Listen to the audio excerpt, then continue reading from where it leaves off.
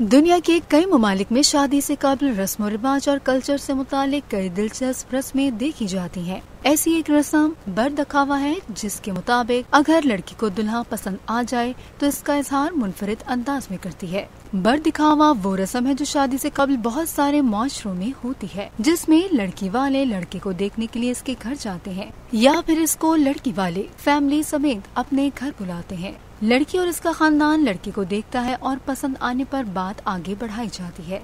ये रिवायत बरादर इस्लामी मुल्क तुर्किया में भी है, जहाँ खानदान की पसंद से शादी में बरदिखावे की रिवायत है। लड़का अपने खानदान के साथ लड़की वालों के घर जाता है, जहाँ लड़की और इसके अहले खाना लड़के को देखते हैं। ताहम पसंद आने पर रिवायती अंदाज नहीं बल्कि कुछ अनोखा किया जाता है। तुर्किया में ये रिवायत हर जगह तो नहीं, लेकिन अक्सर इसको अपनाते हैं कि लड़की जब लड़के को देखने के लिए इसके पास चाय लेकर आती है और अगर इसे लड़का अपने जीवन साथी के तौर पर पसंद आ जाए तो इसी वक्त थोड़ी सी चाय ट्रे में गिरा देती है, जिसका मतलब लड़की का रिश्ते के लिए हाँ करना है।